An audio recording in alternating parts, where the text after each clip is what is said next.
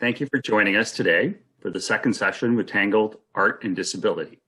I'm Perry Vulgaris, Digital Associate with CPAMO. We acknowledge that we live, work, meet, and travel on the traditional territories of Indigenous peoples that have cared for this land now called Canada.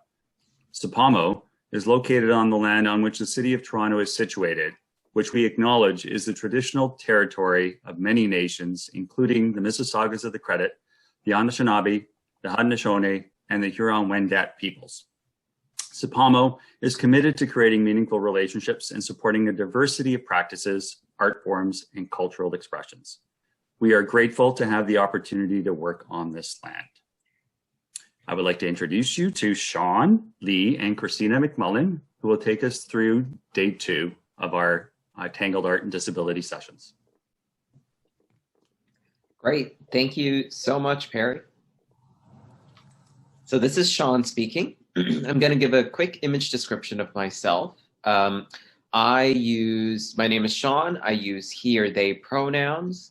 I am a visibly disabled East Asian person with like long-ish, hair down to my jaw. It's black hair down to my jaw. I'm wearing these green steampunk sort of glasses, and I'm wearing a black t-shirt. I'm in a very nondescript white room, and yeah, that's it for my image description. And I will pass it over to my colleague, Christina.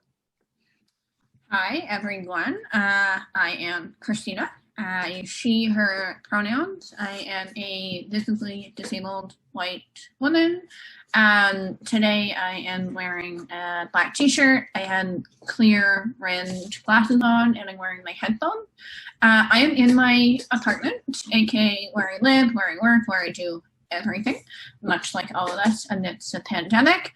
Because I live with roommates, you may see my roommate in the back every once in a while, but she's cool, so don't worry about that. Yeah, and I think I'll hand it back over to Sean to kind of go over the schedule of the next few hours that we have together. Perfect, thank you. So just to let everyone know, this is a very relaxed workshop. Feel free to keep your cameras off and interact with us in the chat.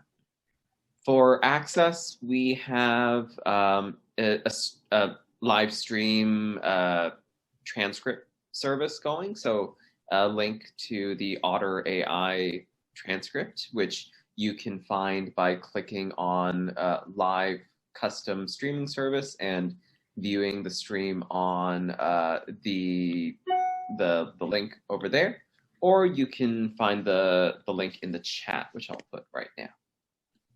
We also have Asl Interpretation, so if anyone needs or wants it, please feel free to spotlight Marcia. And thank you, Marcia, for being here today. Christina and I will be monitoring the chat as usual.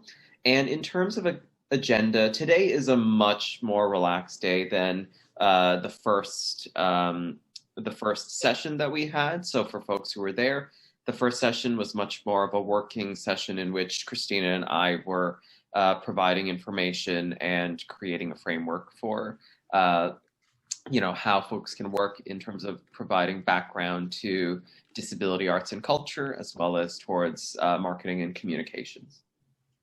So for this session, we'll be catching up with Christina on one of the activities that we didn't have an opportunity to do.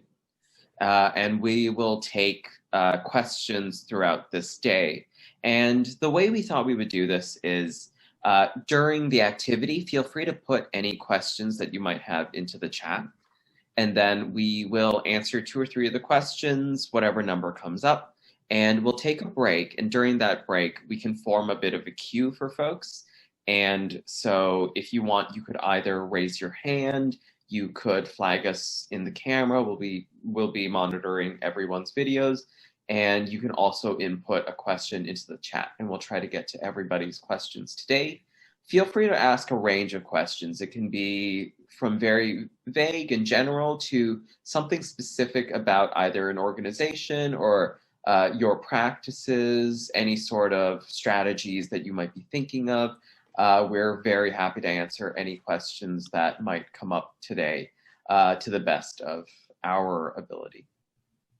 So with that, I'm going to pass it back to Christina. So what I will be doing today is sharing my screen and going through step by step, talking you through how I make my documents, my PDF documents, screen reader friendly. I do want to give a little bit of a English word that I can't think of, the framing of this, and saying that, like, with how Tangled programming has adapted over the pandemic, I haven't been producing as many accessible screen reader friendly PDFs, just because we're not really producing a lot of print materials that need to have a digital counterpart. So there may be times in which I'm like, wait, I forget how to do this. And I think that that will be very exciting because, like we mentioned last week, like, building accessibility into our practice is this constant learning, constant evolving, and there are ways in which computers and technologies can support us as long as we are bringing our humanities into that. So I will share my screen now. I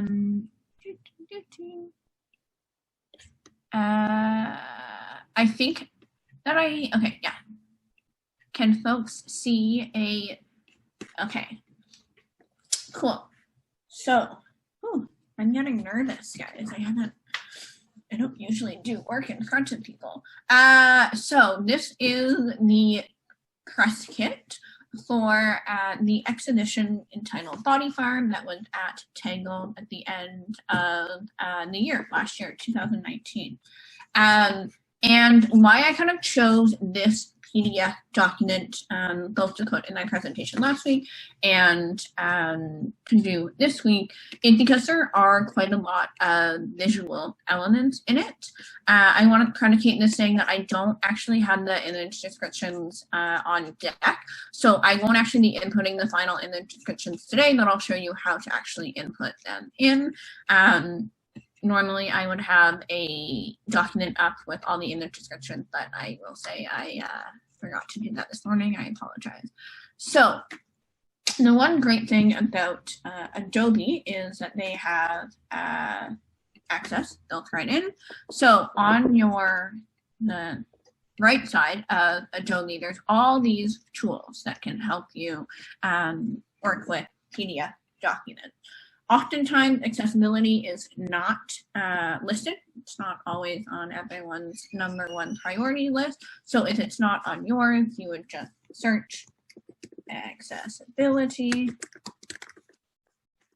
and it would come up and all the different options. And then you can adapt your Adobe to have it. So for me, I just click on accessibility and it has all the ways in which I can make this document accessible. For me personally, I find that starting with reading order to be the easiest and most natural way to make our document accessible, as we are just reading information.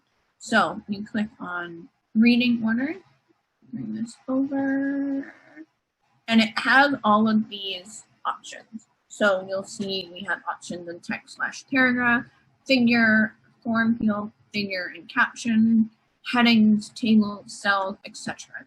So these are all ways in which we can tag things that we want a screen reader to read. And we do this in reading order because we know that the way that computers digest information is different than the way that humans digest information. So by using reading order, we are essentially telling the computer, telling the screen reader to read whatever we want it to be in the way that we would as humans. So we click on reading order and then essentially just bring our mouse over the action. Of course it wouldn't work.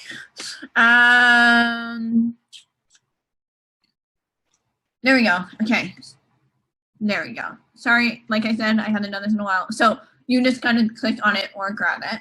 This is text, so I'm going to tag it as text. And then right now it's number 1, it's text. My computer is going to read it as text. And then we can categorize this. And again, there we go, clicking. And then this we see, it's got that little pink border around it. This is a figure. Once we click figure, it says number 2. Figure, no alternative text exists. So it knows that there's no alt text. So then we click, I'm on a trackpad on my Mac, and I click with 2 fingers, and it brings up, it says edit alternative text. Because I don't have my alt text on deck right now, I'm going to leave this blank. For me, it's a way of noting what I have to do because it is telling me that no alternative text exists. As well, we'll figure out how the computer can remind me of this missing step later on in our presentation. See, it's telling me, it doesn't want me to leave it blank, but I'm going to. And then again, we go down here. This is text. Let's see if I can, there we go, and tagging it as text. What's interesting right now is it's now telling me that this is number 1, and then number 2, and number 3. I'm a human. I know that I want it to read body part first, then the image, then the rest of the text. So I'm going to go all the way over here. And on the bottom little icon of our left-hand tab on Adobe, we have Order View. So it allows me to restructure the ways in which the computer, the screen reader, reads my PDF. And so I said I wanted it to read the title, Body Farm, first. So I turn that up. It won't let me turn that up. Wonderful. So what we're going to actually do is bring this text down. And then I want the image right in the middle, and I bring it down. So now I know on this side, the text order, or PDF, excuse me, order, we have text at body farm as number 1, image that currently has no alt text as number 2, and text again as number 3. So now we go down to our next page. Give myself more room. And I am going to again tag this as text. And I'm going to tag this section as text. And what's interesting about Adobe is it is smart. And so it saw that I had 2 pieces of text right beside each other. So what it did for me was combine these as 1 piece of text. And that's a really great thing to do. It makes everything easier. So then we go and we click all this, and again, tagging as text. This is separate because it is on a different background, so Adobe knows that it is a separate item.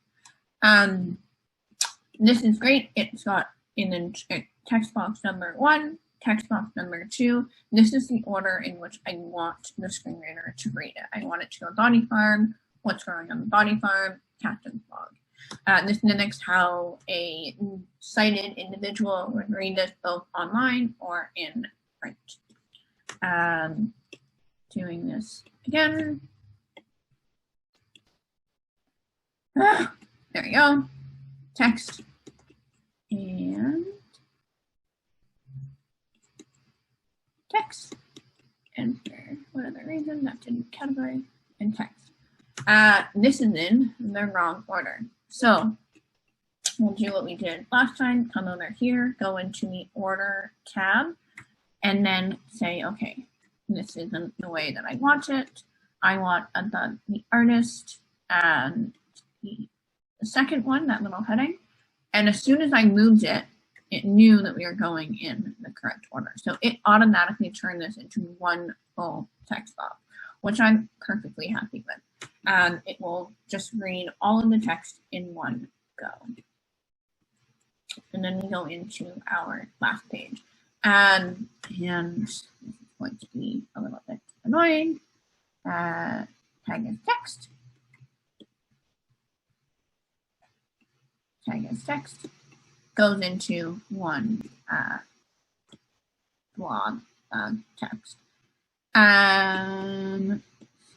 Here we go, tag as text.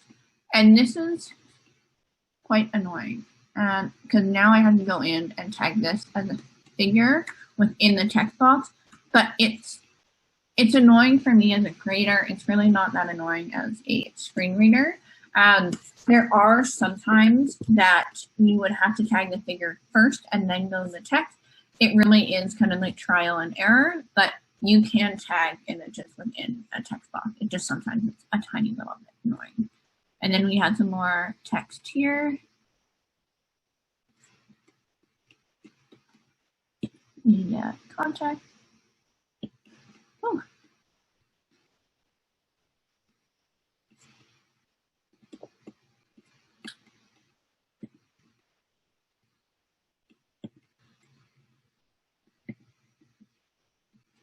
There we go. Text. So then we get into, I have 1, 2, 3, 4, 5, 6 images. In my conversations with folks from the blind and low vision community, it would be quite overwhelming for me to go in and tag the first logo as a logo, add the alt text of Canada Council for the Arts logo, Canada Council for the Arts in English, Canada Council for the Arts in French, TD Bank logo. Like that's, as sighted individuals, when we look at this collection of images, we can make the assumption that it is a logo deck for our sponsors, our partners, and our funders. So as opposed to tagging all of these as individual figures, excuse me, I would just grab all of them and tag it as one figure. And then for this one, I would go in, edit my alt text, logos for all sponsors, partners, funders. And at the end of the day, if you are, I'll start at the over. Oftentimes, if you have one specific funder, one specific partner, you might want to name that logo. You might want to name who they are. And because there are so many, we can assume that like all of us as sighted individuals are not going to like go through and like individually read every single thing. We're just going to see that those are the logos. So, and that's information that I've gotten from like, Tangled blind and low vision community. There may be different folks in different communities who will have different ways to go about this. So I would recommend for all of you with different community members, different sponsors, different partners, different funders, just have a conversation about how folks want to consume that kind of information. And so when we look at this page, back out a little bit, we got a weird order of what text, what way we are bringing in this text. So I'm going to come over into my order. I want this public exhibition and date to be the second one and have body farm be first. I will have the media contract be third. That's fine with me. I want both of my images to be read right after we read the information on the public events and exhibitions. I'm going to read up this up. So now we see it's 1, 2, 3, 4, 5. I want the next block to be the all images by Valentine Brown because that goes with that. And then we have the sponsored partner logo. So I want the text to come before. So now we have Body Farm as the title, public events and engagement as the second text. You know what, now that I'm talking this through, I'm going to bring media contact down because it's less important than the two images. Then we have our image as the third and fourth thing that the screen reader will read. All images by Valentine Brown, media contact, sponsors, partners, and funders, and then the figure that has all of the logos. So then we get into this, which is page thumbnail. So this is just essentially how our screen readers read the entire document in one go. And so we did all that order in which we tagged everything, we put it in the order we wanted to put it in. Now we have to make sure that any screen reader, not just our own, reads it the way that we want to. So we would grab all of these, right click, and then go into page properties. And this had lots of different ways in which we would have the page property be read by a screen reader. So like I mentioned, we went through and we built our entire document structure. So we're going to say use document structure. Okay, wonderful. And the other thing that we went over was the properties when we were actually first opening this document. So we would go into File, Properties. For folks who were here, last week, you know that I name all of my files lots of different things all the time. So in the description, we see that the file is Body Farm Press Kit CPAMO. So I'm actually just going to rename it Body Farm Kit, because folks who are engaging with this content on a PDF or a screen reader don't need to know why it is there. And then we get into initial view, and I want it to be the document title. And then we want to make sure that it's read in English. It just most of us who are using computers in Canada will have English set as our default language. And this also, tagging this as a default English document makes it so that if there are any screen reader users who have their default setting to something like French or Arabic or Spanish, that it, like, their screen reader will let them know that this is an English document. So all of the things that we tagged as text will be read in English and not their, that their computers, the translation will be done on their end, not on our end, if that kind of negotiation makes sense. And then we click OK, and we're done doing our reading order, so I'm going to click Close. And then we go into accessibility, and we're going to do our access check. So I make sure that it checks everything. And yeah, so I just have all of these texts all the time.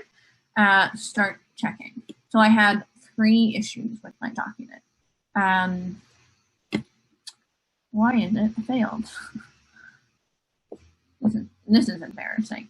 Okay, so we're going to the 2 with a blue question mark, because these are 2 things that computers actually can't check, because they know that tag PDF should go in a logical reading order, which means that it wants you as a human to manually check that you did things in a logical reading order. And we did that when we were using the order tab. And then we also want to go into our color contrast. So some of the resources that I went over last week, particularly WebAIM and the Worldwide Web Consortium, had ways in which you can check your contrast. So the ratio is, I think, 1 to 4.75 or 75% contrast.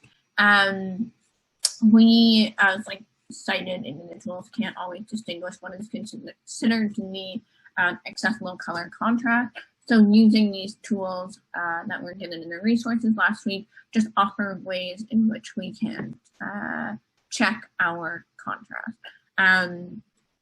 Yeah, and then we go into our alternative text. We see that we have all of these figures needing alternative text, which is why I didn't go in. It tells me that I need to add alt text to this figure, I need to add alt text to this figure, and I need to add alt text to this figure. why did this PDF fail? So let's explain it. Again, this is a little embarrassing, guys. I apologize.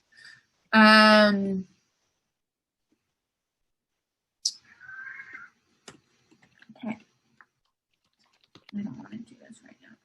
Customize, let's just say enable all. So tag PDF. So in clicking explain, it got me to the Adobe website, which is wonderful. And it is saying the document isn't tagged to specify the correct reading order. To fix this item, automatically select tag PDF on the accessibility checker panel, and then choose the fix options menu.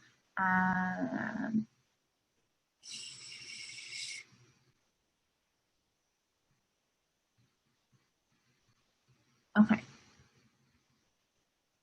You know what, folks? I gotta do some more investigating on this, because that shouldn't happen, and I feel like I'm missing something, but I also feel like I'm not.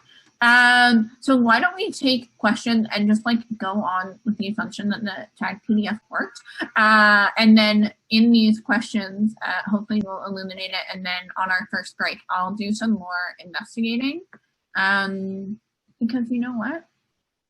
I don't know everything. I'm a human with shortcomings and failures, but through learning about accessibility, we are taking our work to dismantle ableism. So we will open it up to questions, and then over our break, I will figure out how to fix this solution. And at this moment, I'm going to stop screen sharing. Before you stop screen sharing, Christina, yeah. We've got a couple questions, and a lot of them relate back to Adobe. Yes, okay. Or back to what you're doing right now. And so I thought we might just tackle those quickly and then go on our break. Perfect. Great idea.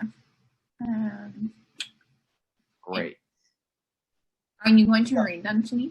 Yes, I am. Amazing. I'm going to do it in the order that we received them. Okay.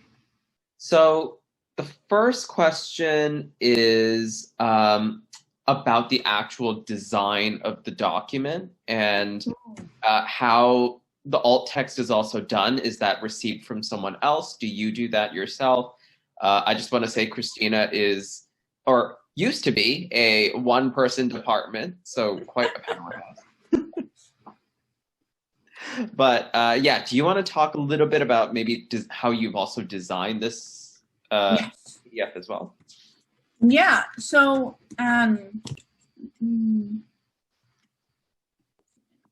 so for folks who were here last week or had came to Valentine Brown's Body Farm exhibition, Sean mentioned that this was a real like collaborative effort in these accessible curatorial standards. And so he and I worked together on what the gallery was going to look like for sighted folks who entered the physical space before I went in to make this press kit. And so Valentine's exhibition had 8 large paintings, which were square in shape, 3 of which we see on this gallery, or in this PDF document, excuse me. And then I think it was over 100 illustrations. Is that right, Sean? Yeah. Okay. And then the captain's logs themselves on the gallery walls, which we put in square shapes to mimic the large square painting. So when he and I came together to make this press kit, I said, look, like a lot of individuals will print out a press kit. So I'm going to make it, oh no, a wheel of death. I'm going to make it 8.5 by 11. But what are some ways in which we can make it kind of visually represent the gallery space? And he said, okay, well, I want squares to be integrated as much as possible. And I said, okay, cool, I can do that. And so, sorry, a little bit frazzled by that wheel of death there. So we came together in how we were going to integrate square shapes. And you'll see that here on this first overview of the gallery itself, the show itself, excuse me, and then again on the About the Artist. Valentin also wanted to play a little bit about how we can communicate feeling via typefaces. So as you'll see, we had this big kind of like handwritten body farm text, and that is also the heading of the captain's log. And then I'll zoom in, we had this other little somewhat handwritten text. And so this is the text that we use in the gallery itself. And so we wanted to have some visual consistency. For this, I had like I moonlight as someone who just like looks at typefaces for fun. But what I did is I went online and I searched a database of kind of aesthetically interesting texts that were still fitting into our understanding of what we would consider to be accessible. And that is kind of built into how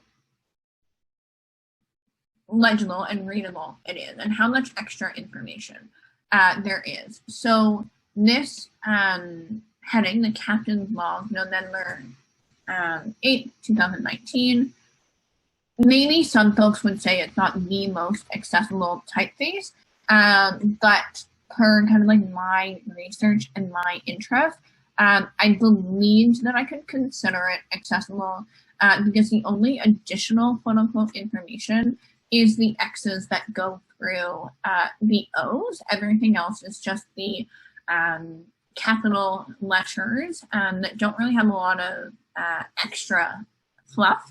And that the line going through the O's kind of like mimics a zero symbol, and that kind of does give this collective conscious of what an O is and what a zero is.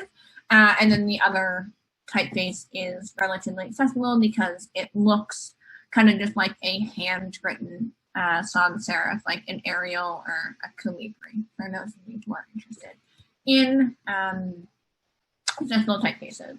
The other thing is I made sure that there wasn't overlapping text with images.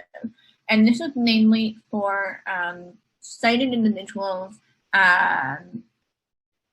mainly for low vision sighted individuals. For folks who are low vision that aren't necessarily using any screen reader technology.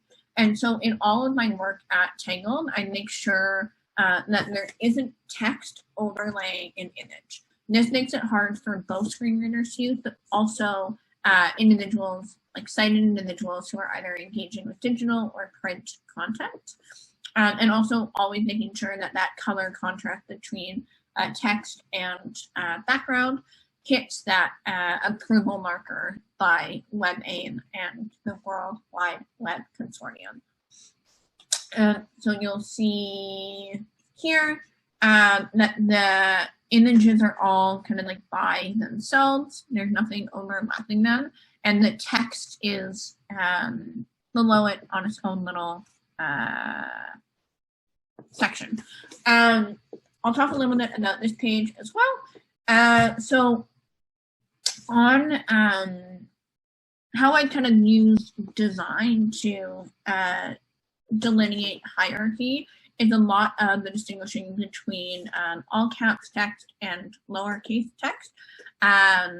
Oftentimes when we like delineate hierarchies, we want to add like a ton of information. And because I already had this new like fancy text, I didn't want to get into like too many distinguishing features in the body text itself. So in this section with exhibition date, location, media contact, it's all one typeface, but I played with the use of capitalization to distinguish a hierarchy, and made sure that the spacing between each section was larger than the spacing between the information above. So you'll notice that it says exhibition date, November 8th to December 20th, and there's an amount of space in between these two lines of text that makes it kind of easy to read. But then there's spacing in between, let's just highlight that, these two lines of text that is larger than the spacing between the things that it is describing. So that's just using, like, you can do this on InDesign, you can do it on Photoshop, you can even do it on Canva. It's just like making sure that there's enough spacing between the information that you have. I also didn't want like any of these to get like lost. Like the opening reception, artist talk, and Second Saturday Social are all very integral parts of the show itself, and I wanted these to have equal visual hierarchy. In terms of the design itself, okay, overarching. I worked with Valentine to make sure that there was visual consistency between what was happening in the gallery and what was happening on this press kit, so that people would see this digitally and they would come into the gallery already with an understanding of what was happening. And we saw this through consistency of the use of squares, through the use of typefaces, and just the general use of imagery. Secondly, I made sure that no text was overlapping images, that they had visual weight on a page, and that there was enough contrast between the text and the background itself, so that low vision non-screen reader users could digest all of this content. I also made sure to use typefaces to distinguish hierarchies in the content, while using things like spacing to delineate categories. And that's kind of, yeah, high level what I did for this particular document. Great. Thanks so much, Christina. So I want to let us take a break. I have a couple of questions that I've received, and so I'm going to organize those. We can return to what Christina's doing here on Adobe, but we're going to take a quick break. It's 11:55, so maybe we can return to the session. And I have a couple of questions, Christina, waiting in the chat for you. So I might just go ahead and read them out, if that's okay.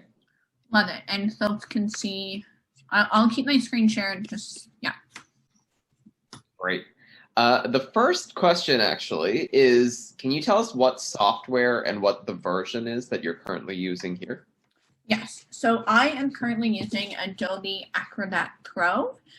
So I am an Adobe lover. So I use InDesign, I use Photoshop for all of my work. And with Adobe products right now, you can use Creative Cloud, and that will like auto update Adobe to the latest version automatically.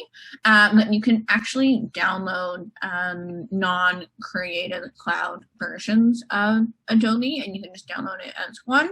You don't need like the Pro Creative Cloud version to do anything that I'm doing today.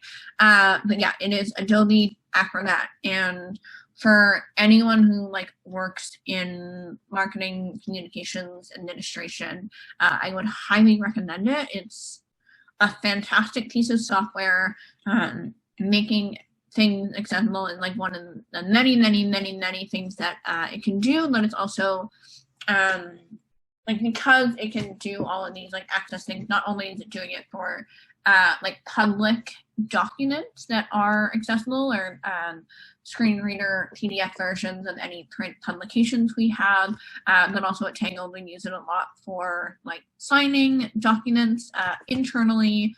And there's a lot of ways in which you can make things secure in the Protect tab, filling and signing tab, making it a form fillable. So for folks who aren't using Adobe Acrobat right now, I would highly, highly, highly recommend it in arts admin practice, both for its accessibility features, but also just the usability features for both creator and like engager content.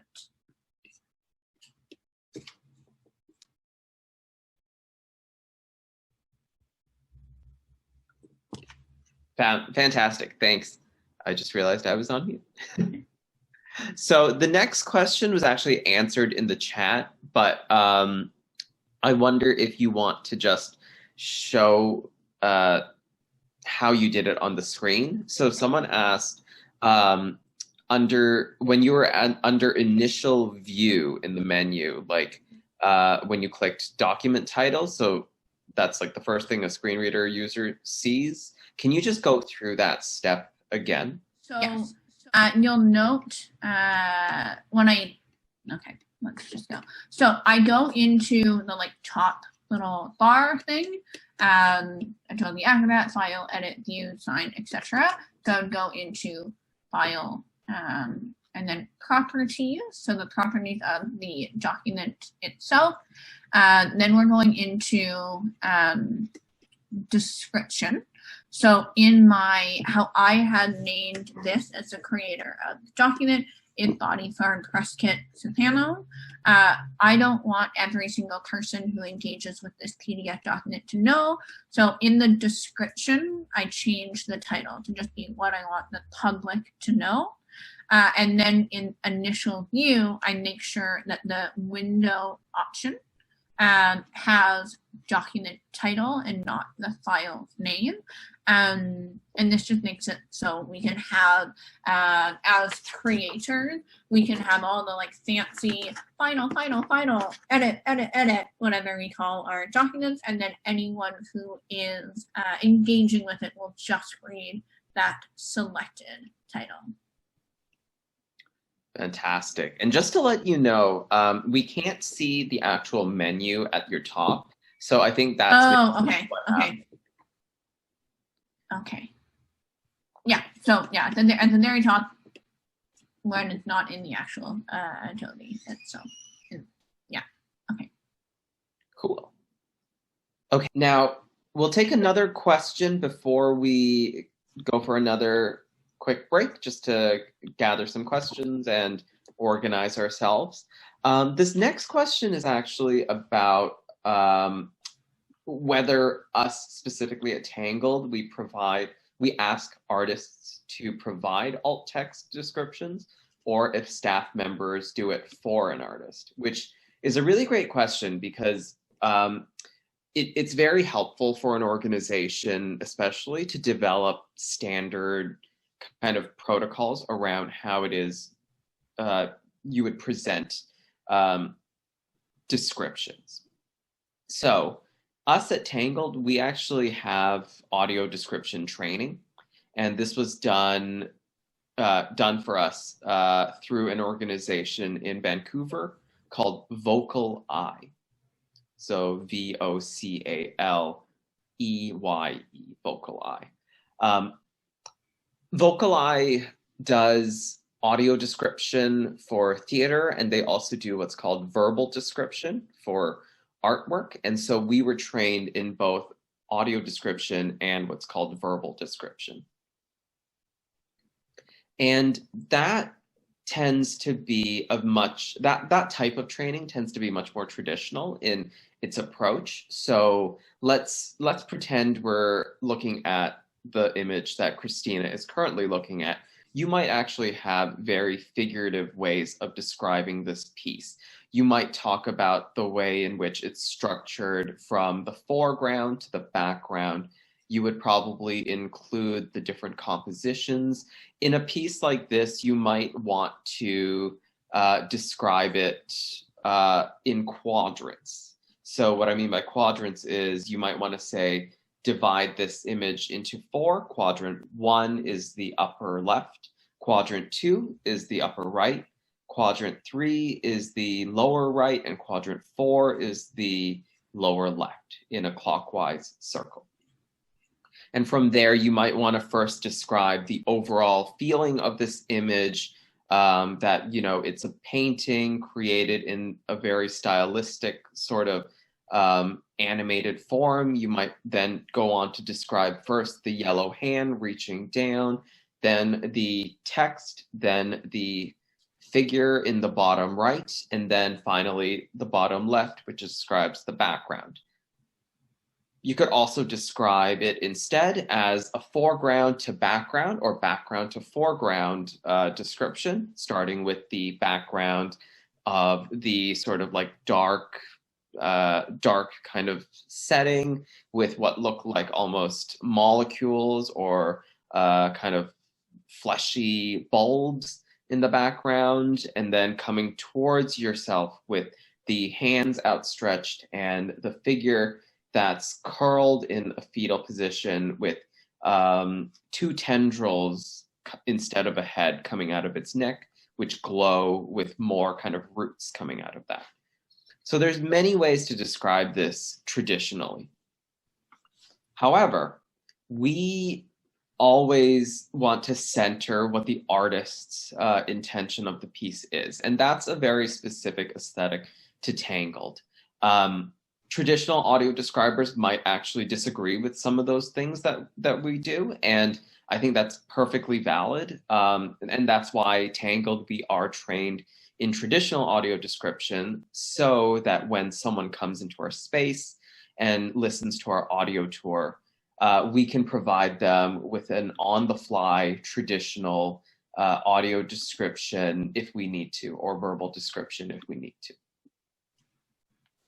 And so in this case, what we did was, instead of creating a traditional audio description for Valentine Brown's Body Farm, we instead, as Christina mentioned, we used the captain's logs, or sort of diary entries on the backs of a lot of these pages as the audio description, because we wanted to center the intention.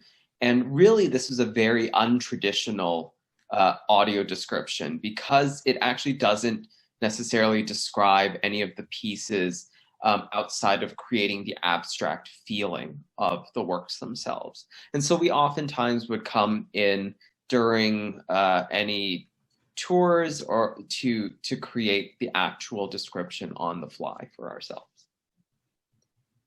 And so in this case, you know, we did definitely ask the artist for their audio descriptions and their alt text. And we always provide resources to the artist. So a couple of articles, a couple of kind of high-level instructions on how to create audio description, with the caveat that we want to encourage their kind of poetic license for their own interpretation of their pieces.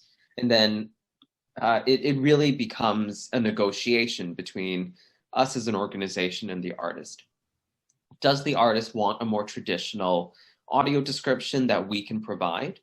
Do they want something in the middle? Or do they want to kind of have overall control of the audio description? And that is something that we kind of shift with each exhibition.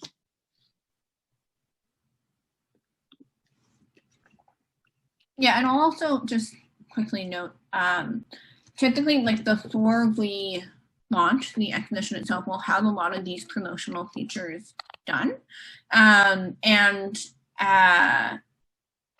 In the conversation that we had with the artists of how they want the image descriptions to be done within the gallery, they might be actually done differently in a promotional way.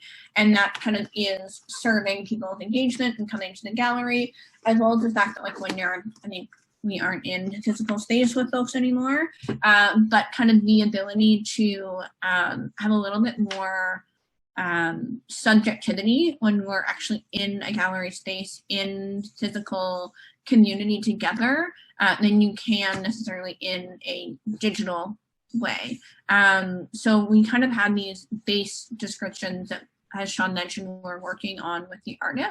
And then Sean or I will kind of like make them they are malleable, excuse me, so that Sean and I can kind of suit them to the needs of our various communities. So this image right here, when I would post it on Facebook, I wouldn't necessarily use this entire captain blog, but kind of using that same language to ensure that there's some level in the description that is not what Sean mentioned in those 4 quadrants, but does kind of illuminate what we might be looking at as a sighted audience, but bringing in that consistency from how we described it in the gallery. So starting with that base description that we're working on with our artists in support of what we have as training, and what the artist has with their knowledge of making the artwork, and kind of manipulating. I don't love that word, but I have yet to find a better word for what I am trying to say, which is manipulate that base amount of information, that base description for each of our respective outputs, whether that's a gallery, whether that's our website, whether that's our Facebook, our Twitter, our Instagram. Great, thank you. So I just want to take another 5-minute break. We'll return at 12:15 with the next set of questions that we got in the queue. And feel free to continue asking questions in the chat.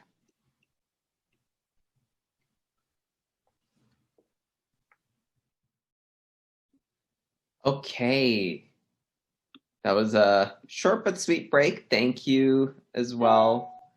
It allowed us to get a little bit more organized. So we have a couple of questions in the queue, and feel free to continue asking us questions.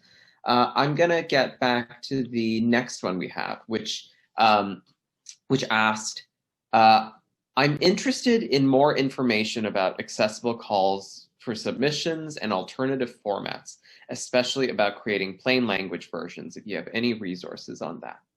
So we just put a couple of the resources that we shared last week, including Christina's presentation deck and the web accessibility resources, into the chat.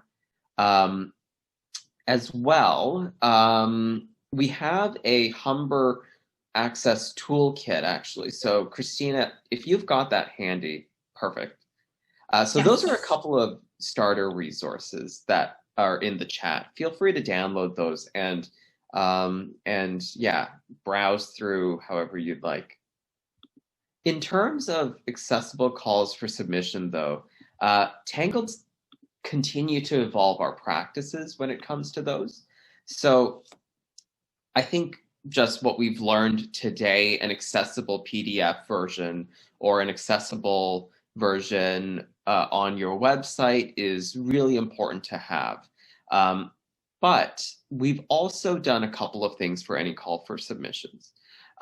We do very specific outreach to communities that we've developed good relationships with. We create an ASL translation of that call for submission. And we've also invited curators to kind of create their version of PDFs and calls for submissions that they want to. So one way was a plain language version of a PDF. And next week, Victoria and Jack Hawk, Victoria Ann Warner and Jack Hawk, those two from Tangled are going to be presenting more specifically about some of those tools like plain language. So I'm not going to go too specifically on plain language, but there's a number of ways you can approach it. You can create a specific plain language version and have both, or you can just create a plain language document and that's the only one that you share for your call. We've seen a couple of other really interesting ways to do calls for submissions. For example, a disability curator in New York named Moira Williams. Moira had both a PDF version of a call and instead of, I don't think they really had the funding for ASL, but they did self-record the call for submission as an MP3 and uploaded that. And so I thought that was really interesting. That might be something we want to experiment with in the future. So I think there's a number of ways that you can engage a call for submission. And really it's about how you invite other folks to participate and engage with your organization.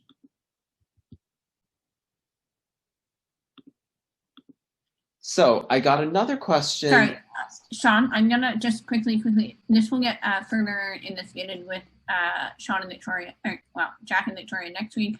But I think a really big thing to note is also how people are actually creating said submissions. So what languages we are accepting them in. For Tangled, we do accept ASL vlogs as opposed to just written English.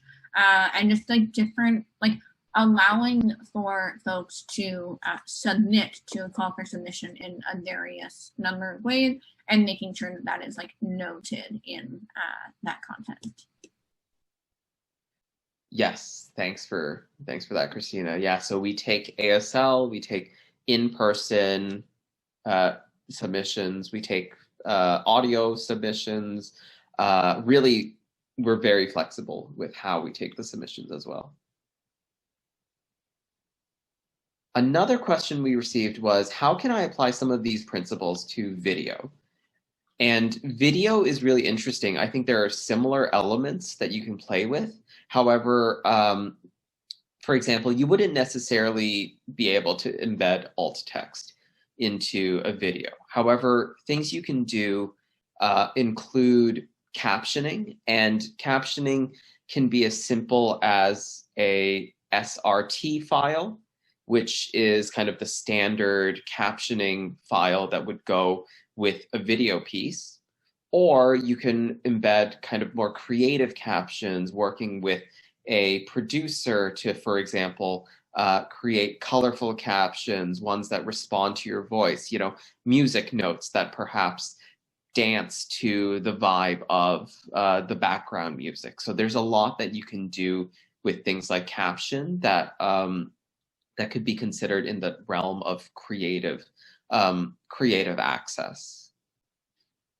Additionally, you might want to have audio description for your video. And audio description, if you've created your piece for audio description, might mean that you can extend the video in certain places so that you can add an extra 20 seconds for an audio description's length. So you might, instead of just trying to fit in audio description when there's no language or nothing being spoken, you can actually extend the video itself. You can also embed ASL into your video, so perhaps a picture-in-picture sort of thing inside your piece, and that can be a translation.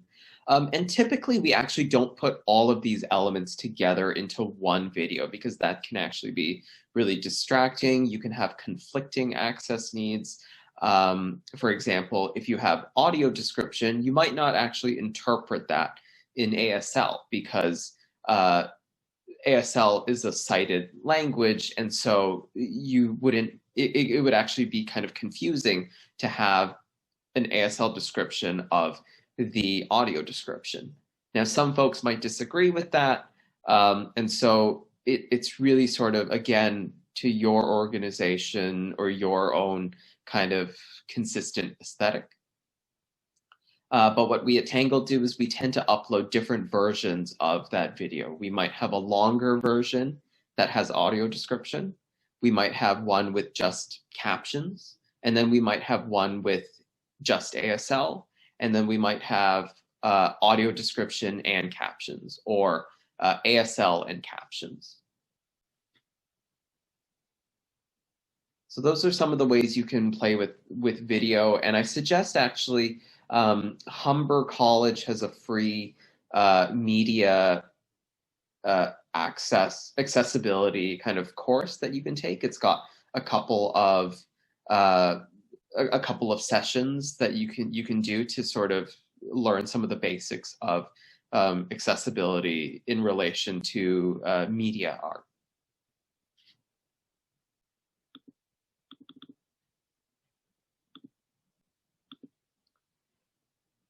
And then I received another question, kind of more specifically to what we were talking about with Body Farm. I think this was just a fun kind of question. You know, they asked, what's the meaning of Body Farm or its significance as a title? So this doesn't relate quite so much to accessible communication, but I just thought it would be kind of fun to learn. So Valentine Brown talks about the Body Farm as this place in which, you know, strange and fantastic guardians can exist. These guardians exist as kind of manifestations of queer and crip and mad trauma, but also as personal and public histories. And so I think, you know, to me, the Body Farm is this kind of other place that exists, this place in which these monsters kind of work to embody some of the different traumas and histories that Valentine is working with in his practice. I think the Body Farm can mean a lot of different things. For me, that's what it means. And, you know, I think if you're interested, I would check out Valentine's website, which dives a little bit more. There's some really beautiful documentation of our exhibition there as well.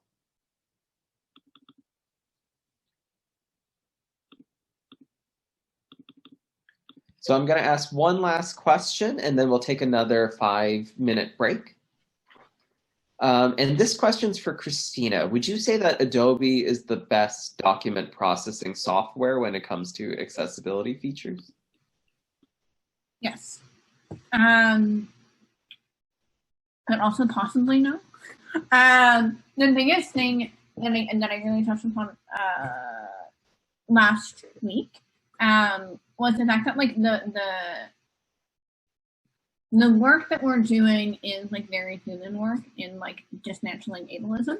And so I say yes because it's the best way, the best tool that I have that can build in these access features that can help dismantle ableism and that is usable for my community in a variety of ways, whether that is just visually looking at a digital PDF, whether that is using a screen reader to look at a digital PDF, whether that is an artist who are sending them a contract to just very quickly sign.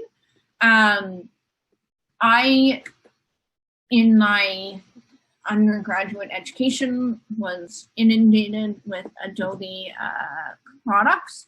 And so for me, that is where I am most comfortable producing. That is where I am most comfortable integrating access. And so for me, the answer is a vehement yes, underline exclamation mark. That being said, not everyone has the same experiences that I do. Not everyone has the same education that I do. And there might be other software that actually are better for you in this pursuit of using access features to dismantle ableism in our practice. But I can't speak to those because I don't use them because they don't support me. So my short answer is yes, and my long answer is who actually knows the answer to that question. Perfect. Okay, so we're gonna resume our questions.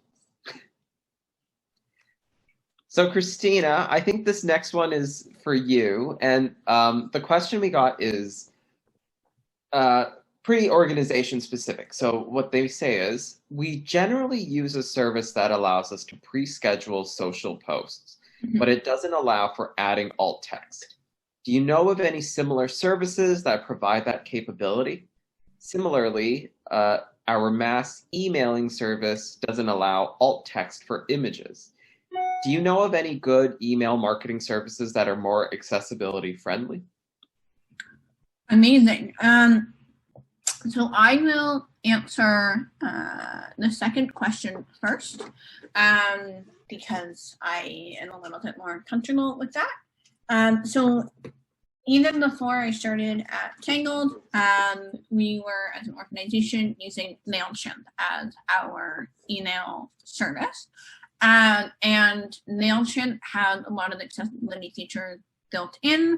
Most notably, you can add alt text images, you can add captions to images, and also what is great about MailChimp is it actually allows you, like me as a creator, you as a creator, to allow readers of your email newsletter to select if they would like to have a quote unquote read only mode or if they want the visual mode. So that is for folks who might use screen readers on their phone, like we talked a little bit about last week, or screen readers on their computer that don't actually want to go through actually like the negotiations of like, this is an image tagging, this is the alt text, excuse me. What MailChimp allows the receiver to do is actually decide how they want to receive said information. And I really like MailChimp also because it allows you to send out your newsletter in both visual and text-only format as a test. So Sean and my other boss, Sin, would always receive, I would say, at least 3 versions of our monthly newsletter. I will say that in pandemic times, I haven't really been sending out newsletters just because Tangled programming has been a little bit more disparate, and we found that utilizing our Facebook and our Twitter and Instagram has been a little bit more successful. But back when I was sending out email newsletters every month, I would use MailChimp. I programmed it so that audiences could either select text-only mode or image mode, and then have both Sean and Sin test my newsletter on their phone, on their computer, on visual and text only, just to make sure that it was good to go. That being said, I don't have a lot of experience with other email software, so I don't know if anything is better than MailChimp, but I will say that we've had a lot of success with MailChimp. When it comes to services that allow us to pre-schedule social posts, that is not ever something that I've had a lot of experience with. One of those reasons is I'm a little bit of a control freak, and I like to be the one to actually like press the button and really see how things are being received by our community, by our audience as soon as they happen. As well, I like to try and quote unquote game the algorithm system. So whenever I post on Facebook or Twitter, or even when I've been relaunching our Instagram in the last 2 weeks, the very first thing I do is go and log into my personal account of those Facebook, Twitter, Instagram, and like my image or retweet the image. All of those social media giants want immediate engagement to know that they should put this in our audience's feed. So for me, I never really used pre-scheduling software. One thing that I would say that you can use to negotiate the lack of access features in those scheduling software. One, just having your access features, your image description in the body of the text itself. So it's not actually embedded in the image. For organizations who are just bringing in alt text or in the description as an access feature, this might actually be a way to benefit your audiences. So we talked a little bit last week about these targeted and untargeted audiences and how we can use these different tools of integrating access as community building. And so even just having a line or two at the end of our Facebook posts that just says image description, and then you insert it here, might be a good way to teach your audience, your community, that you are beginning to do these image descriptions as an access feature. Another way that you can do it is actually responding as your organization to your Facebook post or your Twitter post. So actually, if I'm Tangled Art and Disability, I would post my photo, my caption, and then I would comment right away and just say in the description here. So anyone who is engaging with it sees that there's a comment, sees that it's there. With Twitter, you can just even respond to your own tweet. Excuse me. It's a good thing to kind of bring into our practice because Twitter doesn't allow for more than 240 characters. So oftentimes we are responding to our own tweets with additional information. So just having your programmed or scheduled tweet be like in the description, insert image here as a response to the original tweet. Lastly, Instagram. I know, for those of you who were here last week, know that it's not my favorite platform as a creator, but it does actually allow you to edit your text and your in the description after it's been posted.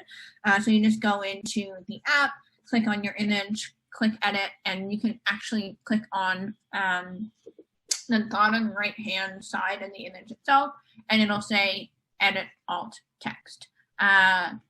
So lots of ways to negotiate this. Yeah, I hope that answers that question. I'll add, I think if you use something like Hootsuite, you can add alt text to those images, but sorry, Sean, I missed what you said. Which one? Oh, sorry. If you use Hootsuite, thank you. You can add alt text to those images.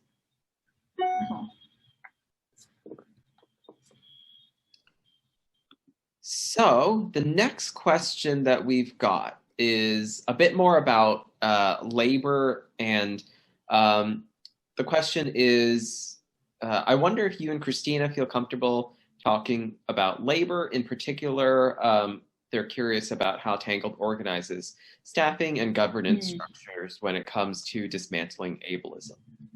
So I think this is a great way to also discuss some of the history that comes with Tangled, particularly when we were founded. We were founded in 2003 as Abilities Arts Festival, and it was by a group of able-bodied folks, mostly from the disability studies and academic kind of circle. And I think there was a real focus on creating this best of disability arts sort of perspective. So bringing a lot of international disabled artists in, and I think the audience was largely able-bodied folks as a way to sort of show how capable, quote unquote, disabled folks and disabled artists were. And I think there's been a shift both in our governmental structures as well as our programming to be a lot more centered around disability as community. So the first example, and I believe we are actually the only arts organization in Canada that's fully disability-led. So every member of our staff is from one of the various disability communities. As well, I think our board is actually quite supportive, and we have at least a 50% makeup of disabled folks on our board, if not more. And I think it means that a lot of the risks and the decisions being made are coming from within community. And so I think some of the both successes that are celebrated and the failures that we've learned from are coming from the community. And I think that's a big part of how we are actively trying to dismantle ableism. As well, you know, I think we're a very interdependent staff. And look, we're very human-centered, I would say. And so we invest in the folks that we bring into our team. I think there's a lot of turnover generally in artist-run centered culture. And so that's something maybe not so specific to the disability community, but rather just to artist-run centered communities in general that we are trying to actively resist, is to really invest in the folks that we bring on. We're relatively, you know, casual as well. I don't think, and fairly horizontal in the way that we work, at least from my perspective, but I don't know, Christina might have a totally different perspective. Yeah. Christina, do you have anything to add to that? Yeah, no, so yes, back, I believe it was spring of 2017, that we became fully disability staffed, and we've been able to keep that policy and that kind of like title up to date. And that really just inherently impacts the way that we produce labor.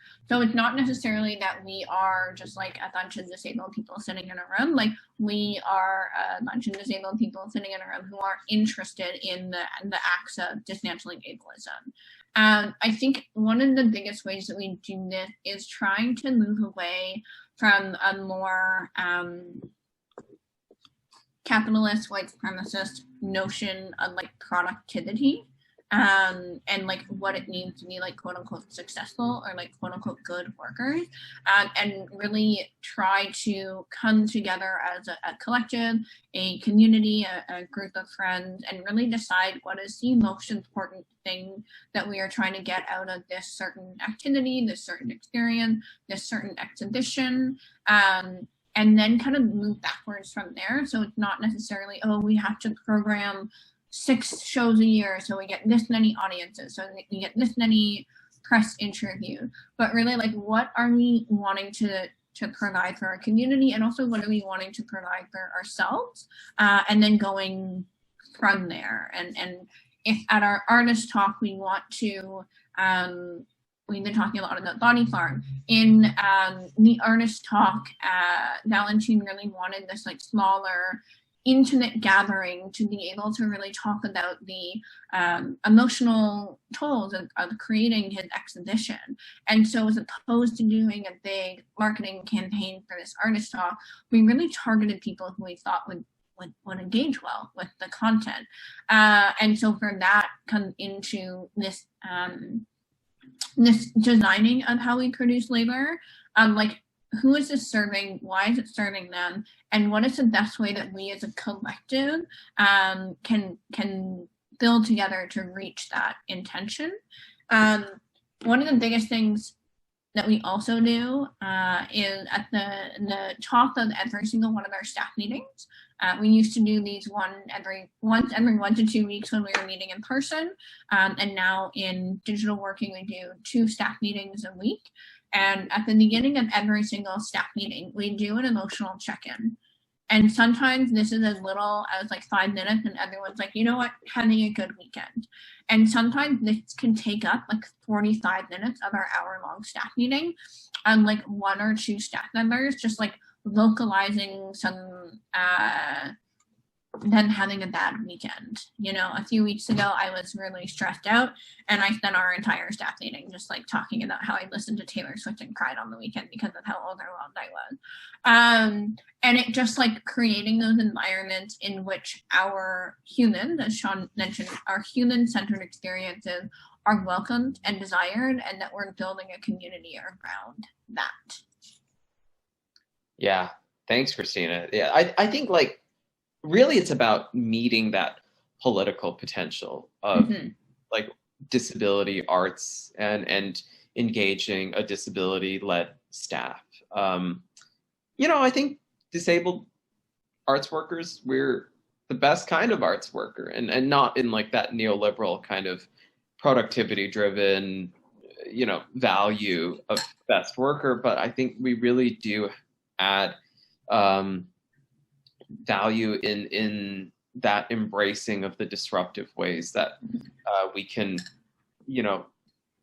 that we can create a different kind of working structure, a different kind of environment for arts and culture.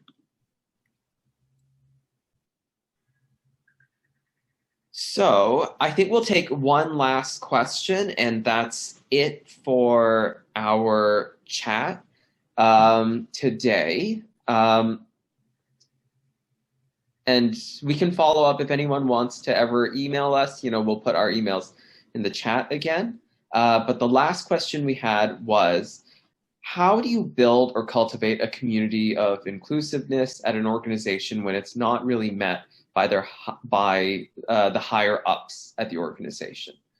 So I think that's a really strong question to kind of end at, because it's about how do you create that investment? And there's obviously not one set solution, I think, to how you can do this. But for us at Tangled, it's about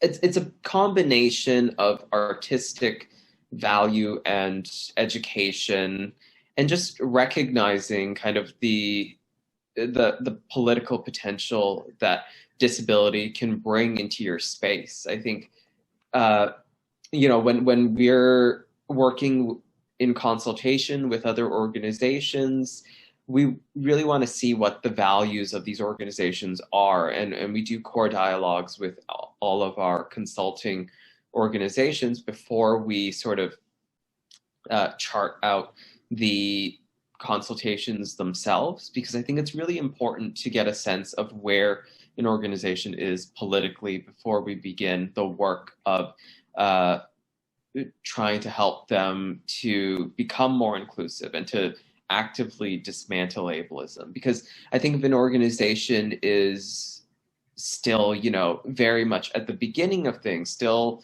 just thinking about, how can we make our building accessible? How can we just be accessible to audience members? Then I think there's certain directions we want to move from there. Whereas if we have a much more political organization that's already recognizing and actively making steps forward, then we can gesture towards a different kind of horizon line. And I think it's all about trying to make both external, large kind of dismantling decisions and really to like reshape the organization as a whole, but also actively make internal and kind of small steps towards reaching the same goal. So both from an internal and like an internal goal of disrupting from within, and an external of changing the framework as a whole.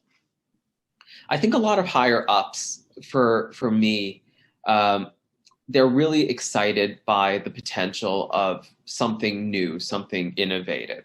And, I would say that disability arts is actually quite old, that disabled artists have been working in time immemorial, but the idea of a disability arts movement is something that's really catching on, I think, right now, especially with the investment of things like disability arts funding from the governing bodies. And so it could be pitched, quote unquote, as something that's a new movement that you don't maybe want to fall behind in when you're pitching to sort of an old the kind of typical mindset of a very capitalist structure of the higher ups. I think disability is something that's largely been seen as something solely within the body, and so to structure it as something that's communal is pretty radical. And I always go back to the definition from TL of ableism that I shared last week, in which talks about how ableism impacts all of us. You don't have to be disabled to experience ableism, because ableism is about, you know, dictating how our bodies move against that mythical norm. And in that way, I think cultivating this idea of inclusiveness is really about cultivating a different framework of how you work. And, you know, I think there's multiple ways. You see who's an ally on your side in the higher ups, and how you can sort of make some of those small changes before making those, before, you know, leveraging those into your larger changes.